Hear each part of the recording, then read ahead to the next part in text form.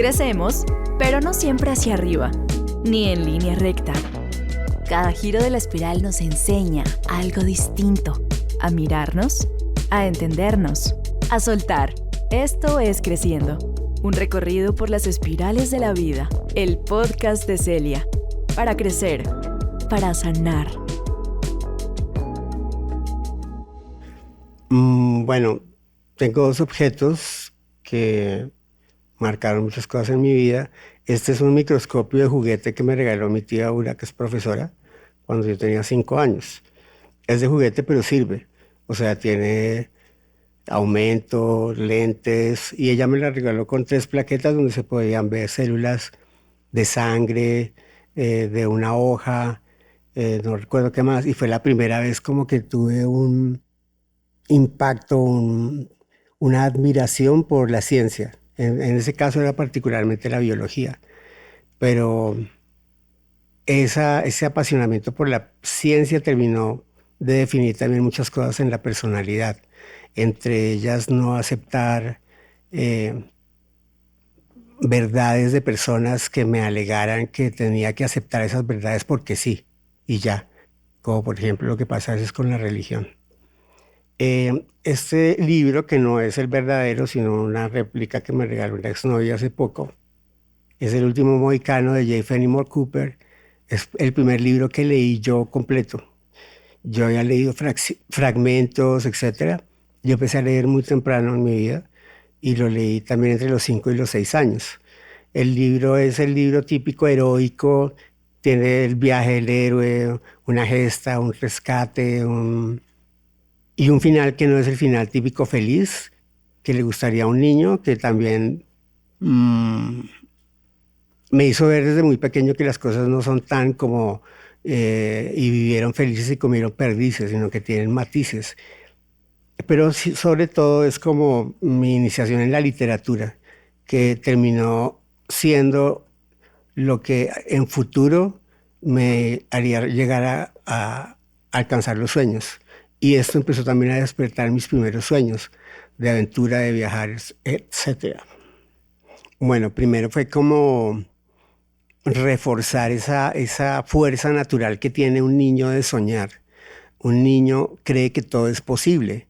Un niño cree que puede ser Superman, un niño cree que puede ser un científico y lo cree en realidad con firmeza.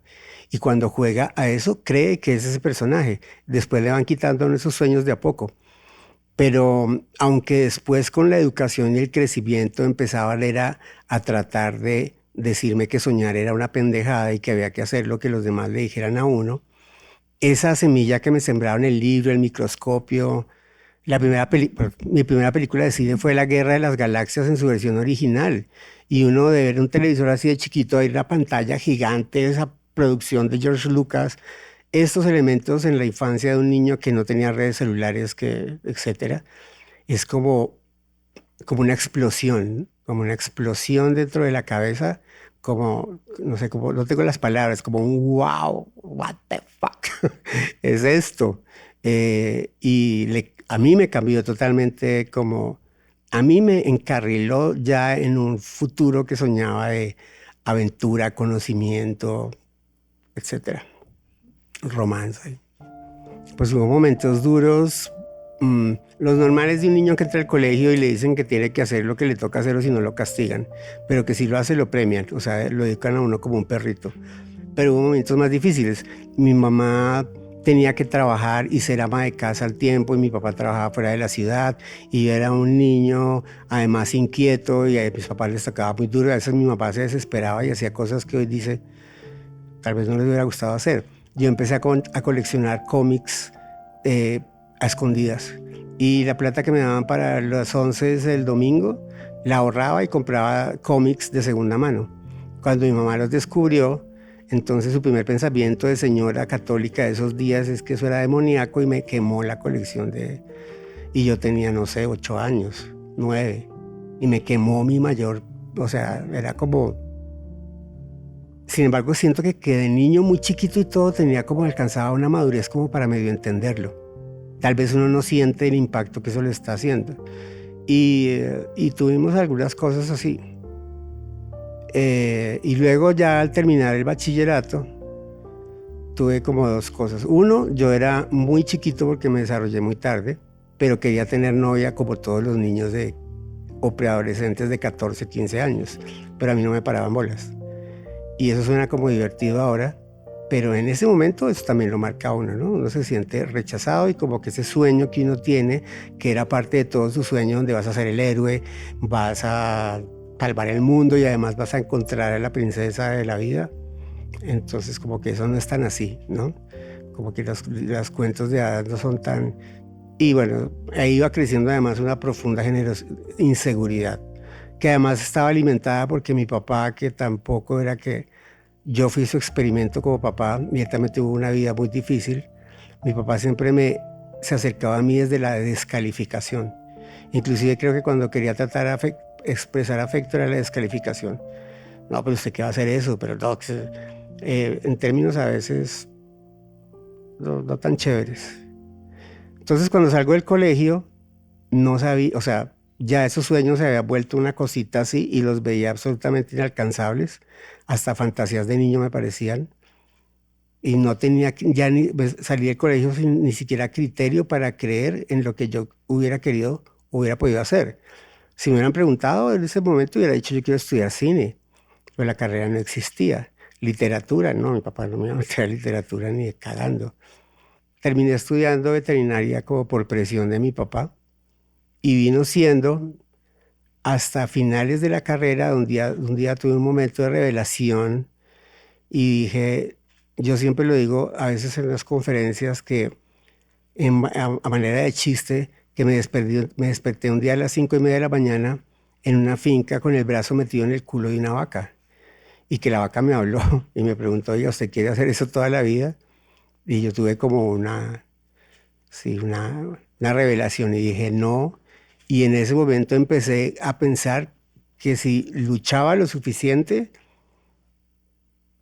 podría alcanzar los sueños y ni siquiera tenía claro en ese momento ya cuáles eran mis sueños. Obvio ya no era ser un héroe como de la literatura, pero sí otra vez me volvió ese querer aprender, viajar, sentir, porque las emociones de ese tipo de euforia, de miedo, me refiero a la aventura, era como algo que traía y como que revivió en ese momento y que en ese preciso momento logré hacer el quiebre y reconectarme totalmente, no con los sueños solamente, sino con la posibilidad de hacerlos y con los de empezar a trabajar y luchar por hacerlos, teniéndome inclusive a veces muy poca fe. Era un juego entre la persona traumatizada, insegura y descalificada por un lado, que le enseñaron que no servía para nada, que todas las cosas hirientes que le pueden decir a un niño, a un joven en esas relaciones familiares. Usted no sirve para nada, usted es un fracaso, usted, etcétera. Luchando con la otra parte de mí que no sé ni de dónde viene, ni cómo se formó, que es como la de, entre más me dicen que no, más digo que sí. ¿Cómo así que no voy a poder ser un escritor? ¿Cómo así que no voy a poder hacer otra cosa? Y como que esa terquedad y una fuerza interna de verdad de no querer conformarme, siempre pelean, ¿no? Y siento que al final un poco siempre la balanza termina pesando más la terquedad y las ganas, porque si no, no estaría aquí hablando miércoles. No sería un personaje interesante. Entonces, quiero decir, para hacerlo público, porque todas las personas son interesantes. Eso me cambió la vida, o eso es lo que me vino a cambiar la vida y a sobrepasar otros obstáculos más adelante. Porque uno, como dicen por ahí, ¿no? Dicen que llegar es difícil, pero mantener eso es lo realmente, mm, no sé, valiente, valioso, único. Y, y pasa como en lo profesional, en la vida misma, en muchas cosas. Entonces ese fue como mi primer boom. Siempre como que esa terquedad y esas ganas me llevaron atreverme a intentar cosas a pesar de, como dije ahorita, de pensar que, o sea, es curioso porque yo por dentro decía, no, imposible, esa mierda no va a pasar, eso no lo va a lograr, pero igual lo intentaba. Y tuve como varios picos donde de pronto las cosas pasaban, como que recuerdo que a los 21 años como que no teniendo ni dónde caer muerto, terminé armando una oficina de deportes de aventura con dos amigos. Y no alcanzó a nacer la oficina y se quebró. Y de pronto estaba otra vez ahí y, y una parte de mí decía, ¿sí ve? Marica, ¿sí ve? O sea, eso no se haga ilusiones, eso no va a pasar. Pero la otra parte de mí estaba diciendo como, no me resigno, o sea, no me resigno. Además estaba en esa época muy joven y me habían reencontrado ya conmigo mismo y estaba tan mal que sentía que no tenía nada que perder. Entonces le seguía, persistía. Siempre he dicho que lo que me sirve es persistir y que cuando más vale persistir es cuando más oscuras están las cosas. Porque yo lo comparo ahí como con montar en bicicleta, ¿no? Entonces, esos entrenamientos en donde uno está más mamado y le duelen más las piernas y uno le mete esa última milla de la que uno habla, esos son los que valen. No es que los otros no valgan, esos son los que más valen, porque en esos es en los que uno se prueba a sí mismo si eso es lo que quiere hacer y si quiere sacrificar. Entonces, igual en la vida era eso. Después de quebrarme con esto, me metí en un proyecto de una revista y se quebró a los dos fascículos, pero uno persiste tanto que inclusive a veces, no sé cuál filósofo griego era el que decía que el éxito era donde se junta el talento con la suerte, algo así. Y, y cuando uno persiste también le da a uno la oportunidad a la vida de le presente escenarios, así como le puede dar a uno muy duro, pues entre más lo intente uno también tiene más posibilidades de que las cosas también salgan bien. Y entonces una mano externa vino y nos patrocinó la revista y no hubiéramos llegado ahí si no hubiéramos luchado por la primera. Entonces era como también como que a veces el resultado del esfuerzo que uno hace termina dándole el impulso para seguir. Si no hubiéramos persistido, si no le hubiera seguido dando, pues no hubieran aparecido estos personajes y no hubiera subido ese escalón. Em, entonces esos primeros años fueron así y fueron creciendo. em, Profesionalmente fue como un crecimiento exponencial, porque ya empiezas de una revista, te conectas, empiezas a luchar por venderle tu idea a otras personas, convencer a otras personas, que para mí era difícil porque yo soy un tipo muy inseguro. Yo soy muy seguro para unas cosas, pero soy muy inseguro para otras. Entonces yo tengo ansiedad social, entonces para a mí me costaba ir a la gente. Yo me sentía como, uy, ¿cómo lo era hablar al director de esta revista? Pero ese señor es tan importante. Y sin embargo, cagaba el susto y temblando y con la voz así, por favor, y es que le quiero contar una idea, lo hacía. Lo hacía y mm, no creía, pero siempre insisto con eso. Y de pronto, boom, lo lograba. Y una cosa que sí sucede, o a mí me sucedía, es que cuando llegaba y alcanzaba algo, casi que inmediatamente se abría una puerta para alcanzar algo más, como que no alcanzaba ni a disfrutarlo, ¿no? Era como un hambre de más cosas, no es ni siquiera un hambre de éxito, sino un hambre, como digo, como de experiencias, de sensaciones y de emociones. En ese momento no me importaba ser rico. Obvio, yo por allá soñaba y será que algún día va a tener un apartamentico y un carro, porque para eso nomás me daban los sueños que me habían sembrado. Ese era el éxito que uno podía alcanzar, quiero decir, como persona, no sé, en esa parte de la vida. Pero lo que sí por dentro de mí, dentro de mi cabeza, aspiraba más y más y más y más, era ya hice esto, ahora quiero ir y escalar esta montaña y después quiero hacer este salto y después de ese salto quiero hacer este otro y después quiero viajar y después quiero ya hacer estas experiencias, pero las quiero hacer en Nueva Zelanda, quiero ir a California, no sé, ese tipo, y cada vez será como más. Pues sin querer caer como en frases de cajón, siento que lo que prima dentro de mi vida es un deseo incansable de vivir la vida al máximo, como un temor a la muerte y no alcanzar a hacer todo lo que uno quisiera antes de morirse. Eso es un poco irracional, pero eso es como lo que siento que instintivamente sale de mí. He aprendido que además, más allá de mis inseguridades, soy una persona que no se rinde, que cree que vale la pena dejar todo en la cancha, ¿no? Como hasta la última gota de sangre, sudor y lágrimas. Pero que también ha aprendido que no siempre se llega y que hay que aprender a aceptar eso y pasar la página. Yo digo que luchar por un sueño no es la garantía de alcanzarlo, pero no luchar por él, pues ahí sí, apague y vámonos.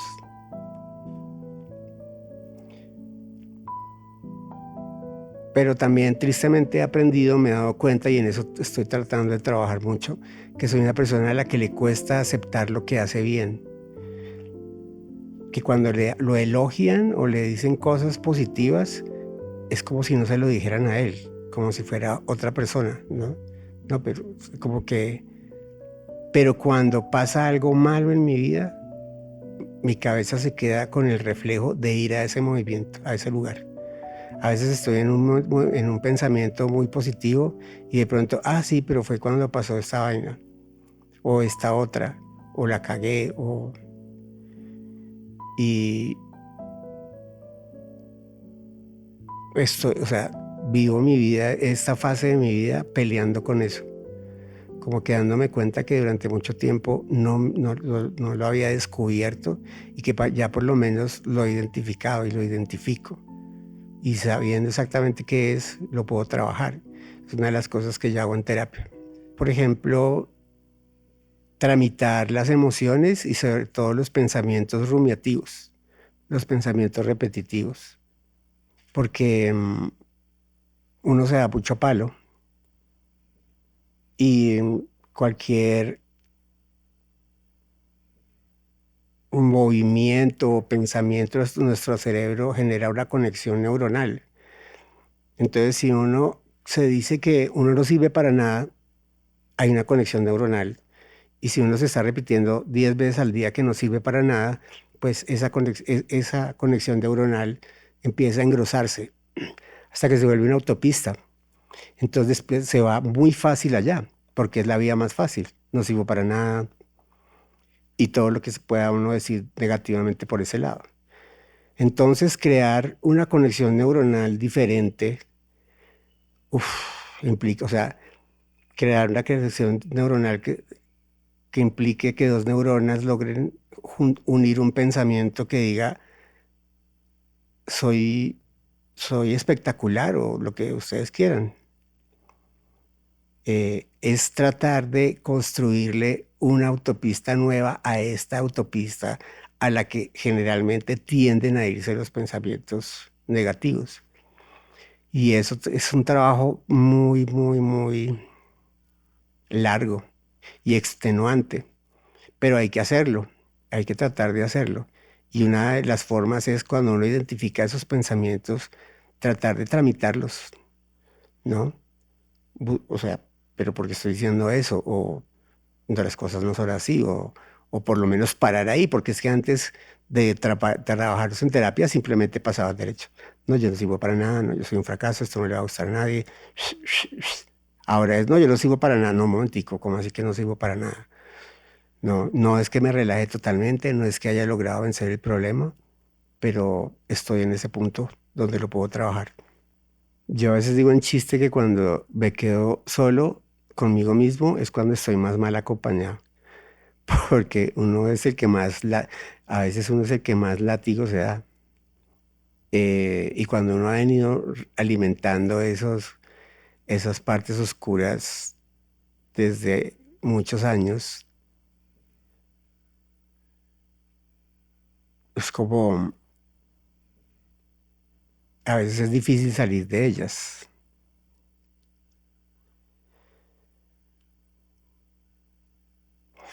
Quedarme solo conmigo mismo es una lucha interior. Uno también vive un poco castigado por esta mentira de la felicidad, ¿no? De que no ser feliz es un fracaso. Y resulta que yo he descubierto, como es una obviedad, pero descubrirlo e interiorizarlo, que es que la felicidad solo son momentos, me parece que es una cosa súper importante para poder salir de esos lugares. Porque si uno su meta es que tiene que estar feliz todo el tiempo, pues es imposible, a menos que uno tenga un problema, que sea un esquizofrénico. Y si uno no logra separar esa felicidad que uno tiene de esa aspiración loca de que uno va a estar feliz siempre, entonces esas felicidades se las va a perder. Y resulta que esas felicidades son las que uno estaba buscando. Y esas felicidades son la salida de esos lugares oscuros. Tanto trabajar para alcanzar esas cosas y eso es lo que uno alcanza y no lo deja ir porque tiene un concepto errado de qué es ser feliz, de qué es ser exitoso, de qué es lo que es bueno en la vida. Agarrarme de esos momentos, recordarme qué es lo que estoy persiguiendo y como recoger del pasado que ya he estado ahí, que no me lo quiero volver a perder, es algo como con lo que me he ido encontrando a través del tiempo. Lo que pasa es que uno no solo va para adelante, ¿no? O sea, yo tuve un tiempo de mucho impulso, especialmente profesionalmente, como hasta que me echaron de mi programa. Cuando me echaron de mi programa, inicialmente no creí que eso me hubiera afectado mucho.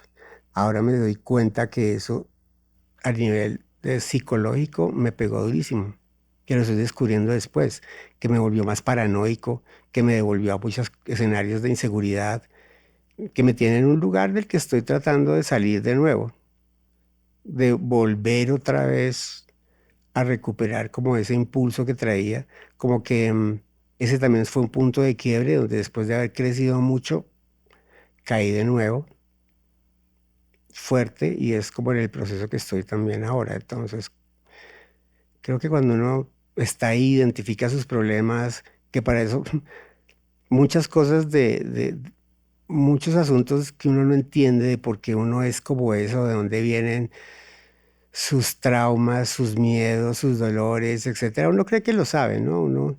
Yo a veces voy a terapia y como una parte de mí es un poco arrogante, sobre todo con lo que tiene que ver con la ciencia. Entonces yo voy a terapia y es como, ay, este man ya qué carreta me voy a decir. Si el psicólogo me dice que va a sacar un mandala, yo salgo corriendo. Si me dice que vibra muy alto, chao, me perdió.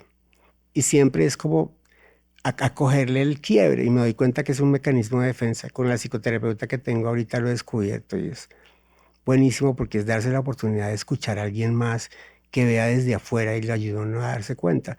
Y a veces llego con ella así como con esa actitud de, ah, me las sé todas. Y a los 40 minutos estoy chillando ahí con ella dándome cuenta que ella me ayuda a conectar de una manera que yo no había visto porque hay que mirar desde afuera.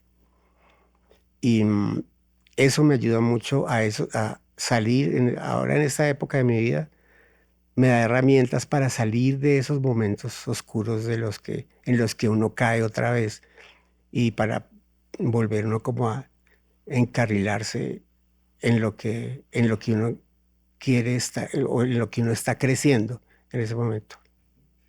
Sí, como que una de las revelaciones de empezar en la vida adulta, si se puede decir así, ni siquiera en la vida adulta, cuando uno empieza a darse cuenta de la verdadera, un poco de la realidad del mundo, más allá de las fantasías de niño, de, a descubrir el mundo así, lo primero que uno se da cuenta es que no todo esto está hecho de finales felices y que esto no es un cuento de hadas que se termina aquí y chao, aquí quedamos felices hasta la muerte, sino que rápidamente uno se estrella y se da cuenta que esto sí es un sube y baja.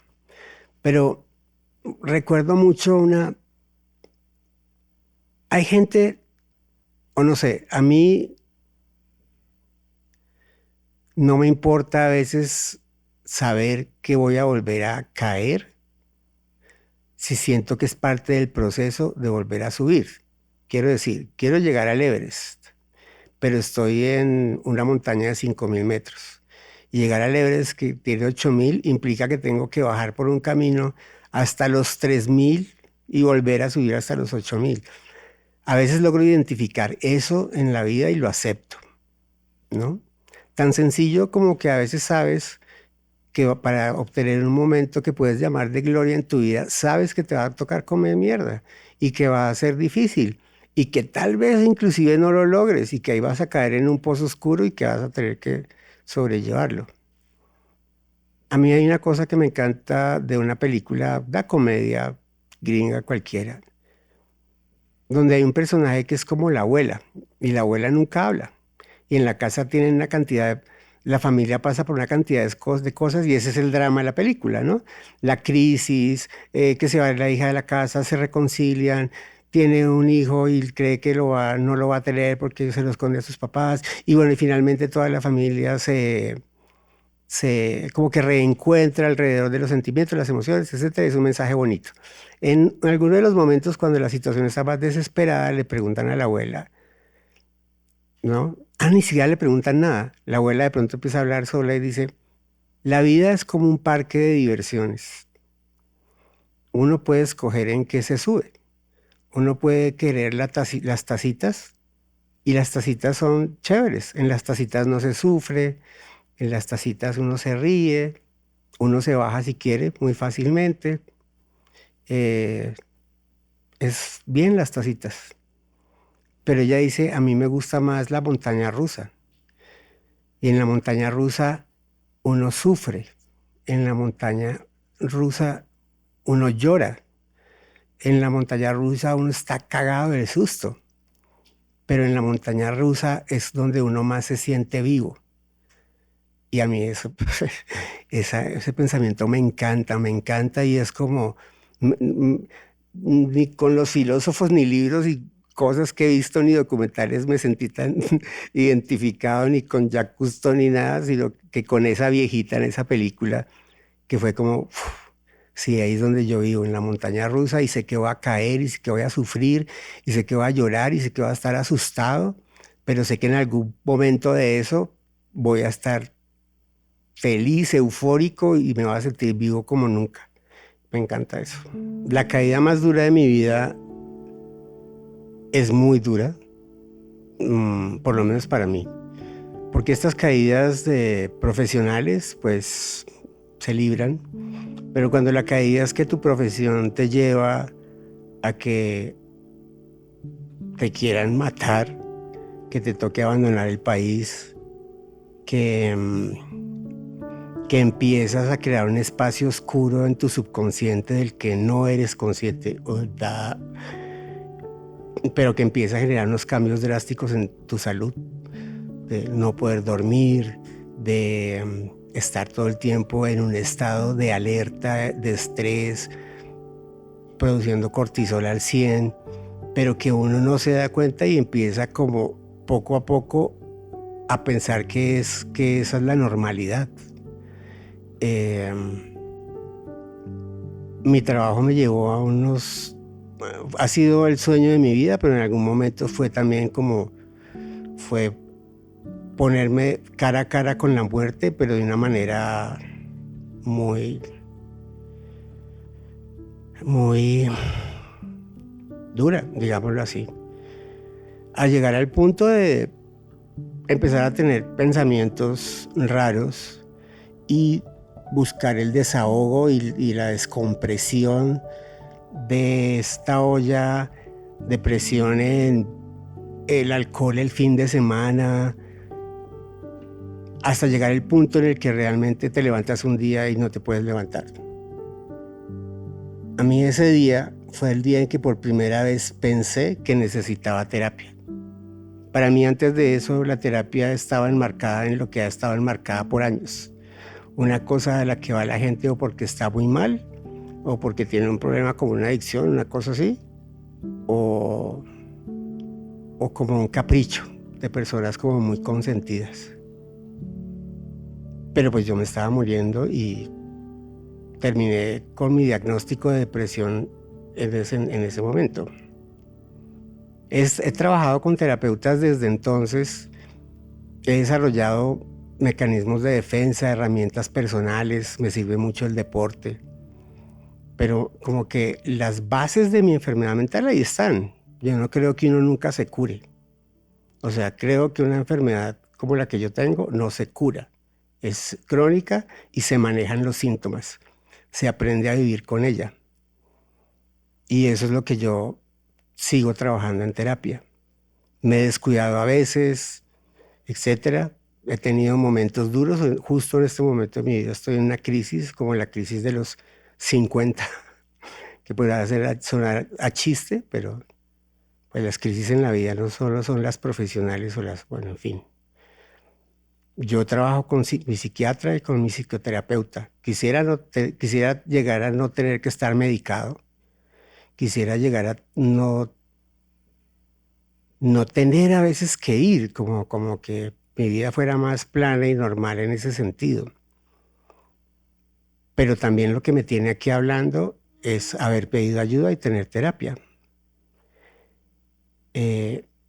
Yo no empecé a hablar de mi salud mental porque me encante, porque me parezca que está de moda, porque que me parece que está pasando, sino porque me obligaron. A mí me internaron en una clínica y ese chisme salió y terminó saliendo en televisión y en programas de chismes y me tocó salir a hablar porque no podía hacer que otras personas estuvieran contando mi historia.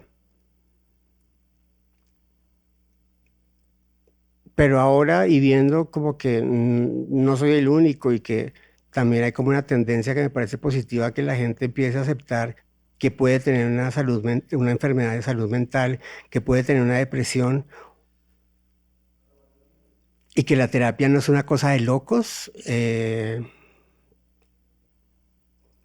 pues siento que eso le ayuda a muchas personas y que a mí me hubiera ayudado mucho si lo hubiera descubierto antes.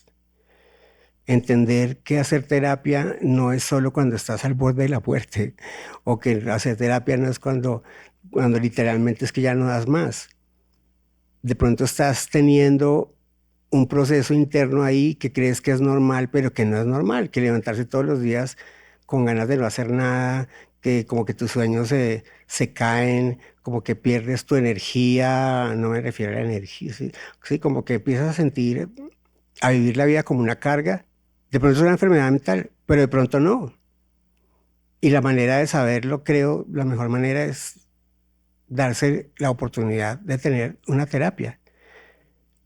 Entonces ahora que hablamos de salud mental, que nos damos cuenta que puede ser uno de los problemas de salud más importantes de los últimos años, que se disparó con la pandemia, que en la situación actual del mundo es, sobre todo en gente joven, con la exposición a redes sociales, la frustración que crea estar metido en redes sociales, la paranoia que crea la información como se maneja en este momento, combinado con lo duro que está la situación mundial, en un constante miedo de que estalle la guerra aquí, estalle la guerra acá, en fin, es difícil hoy en día como tener tranquilidad como ser humano. Pero si uno se da la oportunidad de trabajar en uno mismo, la vida es mucho más llevadera. Y la terapia me parece que debería ser más asequible a muchas más personas, que no debería ser elitista, que no solo el que puede, no solo el que puede pagárselo, tenga derecho a ver, pues a que su salud mental sea atendida. Por eso a mí me parecen muy importantes iniciativas, por ejemplo, como plataformas como Celia, donde es mucho más asequible llegar a un profesional y donde le ahorran a la gente muchísimos pasos. Porque a mí me ha pasado en la vida que para encontrar el terapeuta que me funciona me toca pasar por 5 más, porque es un descubrimiento y es una relación que puede ser larga. A veces alguien que lo ayuda a uno a guiarse con qué tipo de terapeuta necesita, según lo que a uno le esté pasando, creo que es un paso que le facilita muchísimo las cosas a uno como paciente. Y aunque me preocupa un poco que el tema de la salud mental se empiece a volver como una moda, es mucho más positivo, más allá de eso, que ahora me incomoda un poco, que la gente ya esté hablando de eso y que mucha gente de pronto esté en este momento buscando una solución o inclusive que ya en este momento tengan una mejor vida gracias a darse esa oportunidad y hablar de su salud mental y no callárselo, no tragárselo y no tratar de gestionar eso solos. Todos nos estamos creando un mundo falso en el que vivimos al tiempo con el mundo real, que es el mundo de las redes sociales.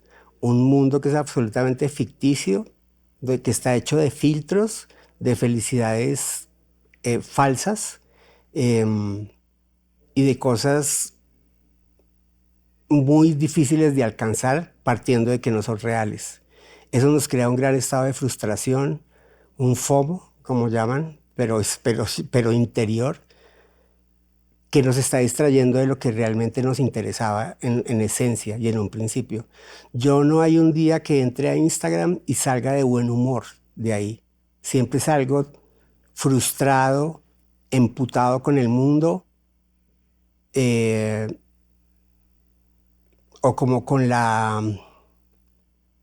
Sí, como sintiendo la incapacidad de alcanzar algunas cosas. Como que se me olvida cuál es la verdadera felicidad que yo perseguía. Y yo no, ¿por qué no puedo hacer esto y esto y esto y esto y esto? Y yo lo digo y yo he tenido que trabajar en eso. Yo trabajo en redes sociales, así que me toca sí o sí entrar. Y he tenido que tomarme una semana en una clínica, en un retiro cerca a Medellín, solo, no porque estuviera en una crisis de las que me da depresión, solo para desconectarme del teléfono y darme cuenta el grado casi de adicción que tengo con eso y la infelicidad que me está causando.